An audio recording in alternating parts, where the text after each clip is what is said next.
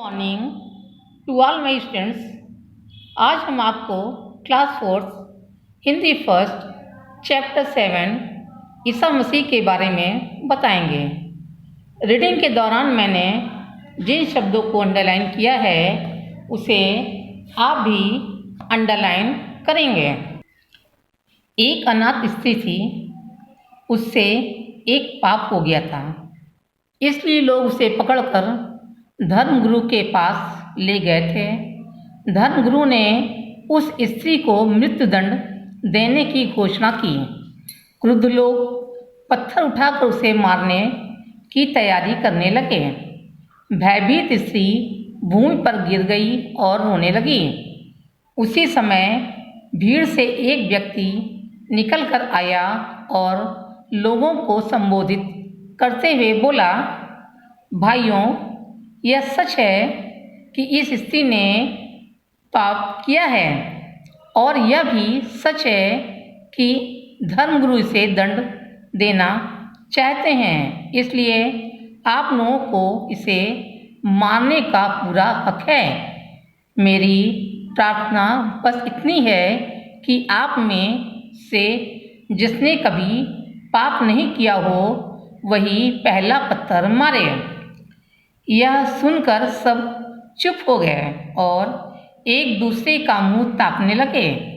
सबको मौन देखकर उस व्यक्ति ने धर्मगुरु से कहा, आप तो धर्मगुरु हैं, पहला पत्थर आप ही मार दें।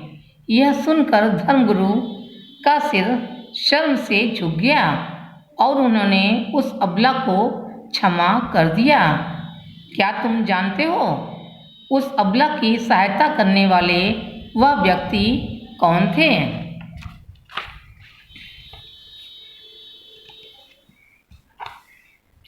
वह व्यक्ति एक महापुरुष थे जिन्हें ईसा मसीह, प्रभु यीशु, जीसस और क्राइस्ट के नामों से जाना जाता है।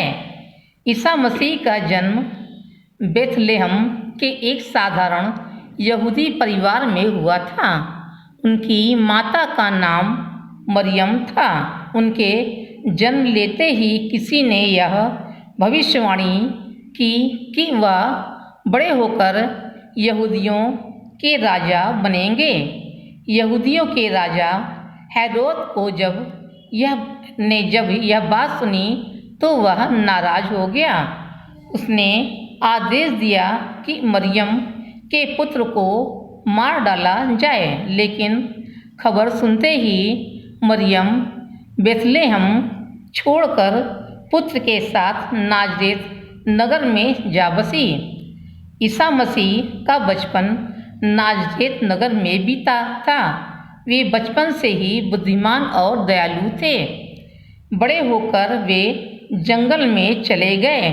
वहाँ से 40 दिनों के बाद ईश्वरीय संदेश लेकर लौटे। उन्होंने अपने आदेश में कहा, बुराई करने वाले को बुराई से नहीं भलाई से जीतो। सत्य की हमेशा जीत होती है। भलाई और सत्य दोनों ईश्वरत्व के प्रतीक हैं। असहायों तथा गरीबों की सेवा करना ही सच्ची ईश्वर सेवा है। अपने आचार विचार के कारण ईसा मसीह शीघ्र ही बहुत लोकप्रिय हो गए। उनका असर जनता पर खूब पड़ा। लोगों में उनके प्रति श्रद्धा और विश्वास पैदा हो गया। अनेक यहूदी उनके अनुयायी हो गए। उनके विरोधियों को इससे बहुत ईर्ष्या हुई। उन्होंने षड्यंत्र कर उन्हें सूली पर चढ़वा दिया। सूली पर चढ़ाए जाने की सजा से भी वे विचलित नहीं हुए और अंत समय तक ईश्वर से यही प्रार्थना करते रहे, हे पिता, आप इन्हें माफ़ कर दें, ये नहीं जानते कि क्या कर रहे हैं। विरोधियों ने इस प्रकार उनके शरीर का तो अंत कर दिया, पर उनकी आत्मा और उनके विचार अमर हो गए और संसार के लगभग सभी देशों में फैल गए। ईसा मसीह के नाम पर ही ईसाई और ईसवी सन की शुरुआत हुई। लगभग 2000 वर्ष के बाद आज भी सारा संसार उस महापुरुष को आदर से याद करता है। अब इस कहानी को मैं अपने शब्दों में समझाती हूँ। एक अनाथ स्त्री से पाप हो जाने पर धर्मगुरु उसे मृत्युदंड देने की घोषणा करते हैं। क्रोधित भीड़ उसे पत्थर मारने के लिए उठते हैं। इतने में भीड़ से एक आदमी आकर कहता है कि जिसने कभी पाप न किया हो वह से पहला पत्थर मारे। यह सुनकर सभी मौन हो जाते हैं और धर्मगुरु से कहते हैं कि आप ही उसे पहला पत्थर मारें। यह सुनकर धर्मगुरु शर्मिंदा हो जाते हैं। उस अनाथ स्त्री की सहायता करने वाले वह व्यक्ति प्रभु ईसा मसीह थे। इनका जन्म बेथलेहम के एक यहूदी परिवार में हुआ था। इनका जन्म होते ही भविष्यवाणी हुई कि यह यहूदियों के राजा होंगे। यह सुनकर यहूदियों के राजा हेरोद ने उन्हें जान से मारना चाहा। ये बचपन से ही बुद्धिमान और दयालु थे। बड़े होकर वे जंगल में चले गए और 40 दिन बाद ईश्वर का संदेश लेकर लौटे। उन्होंने अपने आदेश में कहा कि बुराई करने वालों को बुराई से नहीं बल्कि भलाई से जीतो। वे असहायों तथा गरीबों की सेवा को ही सच्ची ईश्वर सेवा मानते थे।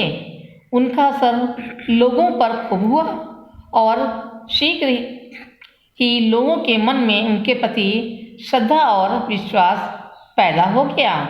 उनके विरोधियों को इससे बहुत ईर्ष्या हुई। उन्होंने चालबाजी से उन्हें सूली पर चढ़वा दिया। सूली पर चढ़ाते समय भी वे विचलित नहीं हुए। यही प्रार्थना करते रहे कि हे प्रभु इन्हें माफ़ कर दीजिए।